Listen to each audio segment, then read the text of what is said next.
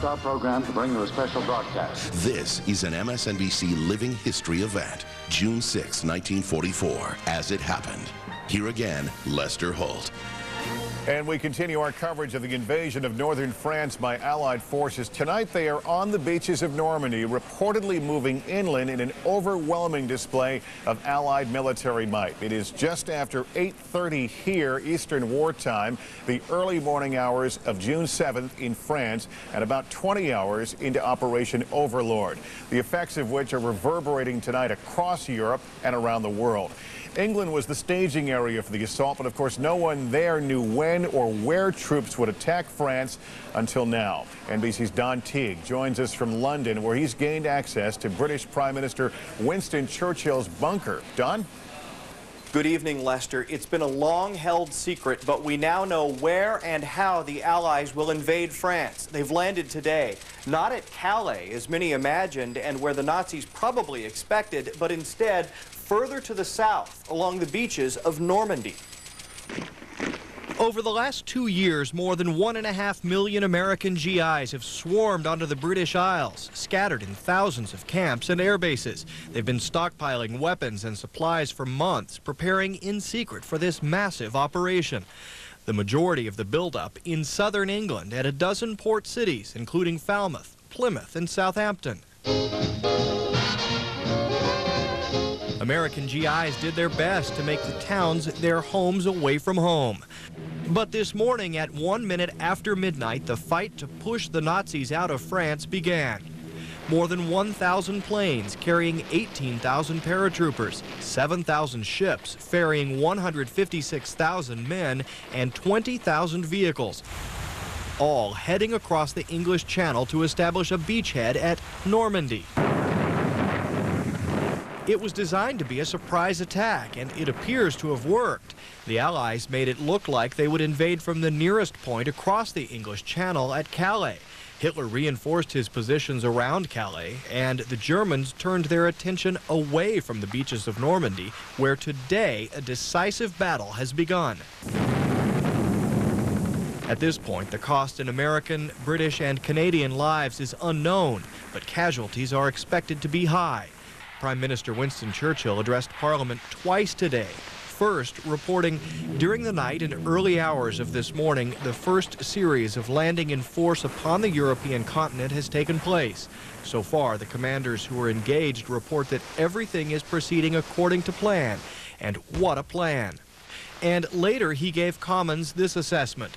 It is a most serious time we enter upon. Thank God we enter upon it with our great allies, all in good heart and all in good friendship. The plan, called Operation Overlord, was devised by the Supreme Allied Commander, American General Dwight Eisenhower, who visited troops yesterday here at their English bases. A decision to launch a second front against the Germans was reached last December at the Allied Summit Conference in Tehran. Marshal Stalin has been pressuring the Allies for over 2 years. This morning, once the assault was underway, General Eisenhower broadcast a message to the people of occupied Europe. A landing was made this morning on the coast of France by troops of the Allied Expeditionary Force. Although the initial assault may not have been made in your own country, the hour of your liberation is approaching. Great battles lie ahead. I call upon all who love freedom to stand with us now. Keep your faith staunch. Our arms are resolute.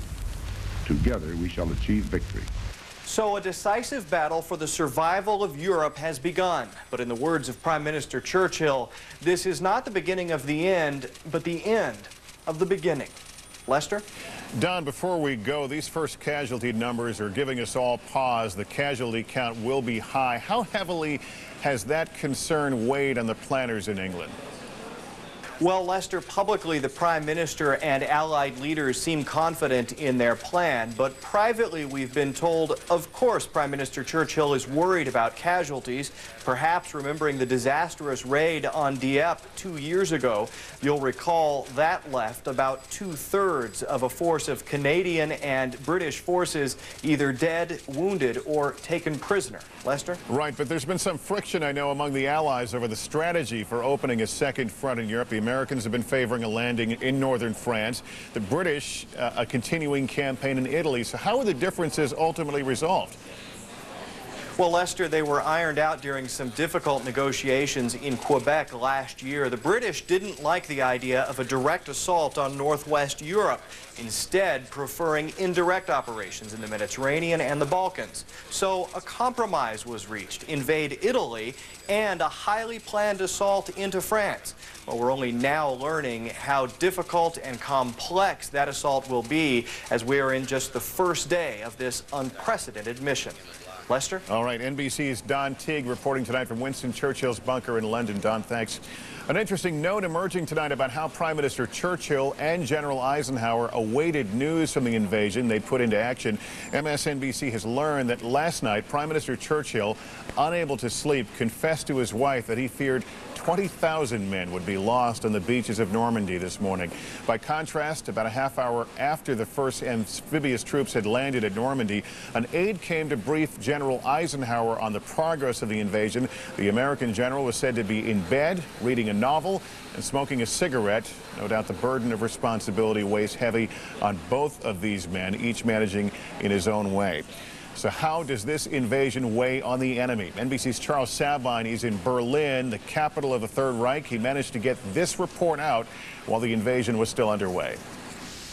This is Charles Sabine in Berlin. German radio broke the news at 1 a.m. as American paratroopers were first spotted in the skies above France. It was, said the broadcast, a long-awaited moment, and German forces were putting up a gallant fight. Later reports shouted, "They're coming. The invasion has begun." The day certainly has been anticipated. For 9 months, the man Hitler chose to defend Germany's most vulnerable front, Field Marshal Rommel, has been setting a defensive plan along the coast. Millions of landmines buried, metal spikes planted, gun emplacements built. But he and the rest of the German command have been convinced the Allies would not attack during what has been the worst June storm for 20 years. Because of that, crucially, both Rommel and the commander of the all-important 21st Panzer Tank Division were not in place today in Normandy.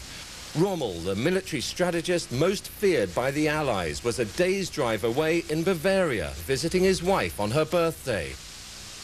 He'd travelled to Germany to try and persuade Hitler to give him more armour to defend France. None of the panzer divisions can move without the direct permission of Adolf Hitler. He hasn't been seen in public for months, and today was said to be resting at his mountain retreat in Berchtesgaden. Sources tell us that amazingly no one dared wake him for several hours after the invasion began, and that no orders came from him till 4 p.m. in the afternoon. The location of the landings has also been a surprise here. It's always been presumed the most likely place would be Pas de Calais, the shortest crossing point between Britain and France. Some strategists here believe the assault on Normandy is just a diversion and that the invasion will soon switch to Calais. The German people are being informed about events by newspapers now reaching the streets and by radio reports. Dass die Briten und Nordamerikaner ihre Hauptstöße zunächst gegen die Räume von... Those reports are giving the public here great details, such as how many enemy vessels are at sea and how far inland from the coast Allied troops are fighting. Much may be propaganda, but what is certain is that all Germany is now aware that this is a defining moment in her history. Sweden, Denmark, Netherlands, Belgium, It's believed Hitler is in good spirits. He assumes his infantry and armoured divisions in France are more experienced and better equipped, and apparently welcomes the invasion as a chance to deal with the Allied threat once and for all. He believes that can be best done on his own turf.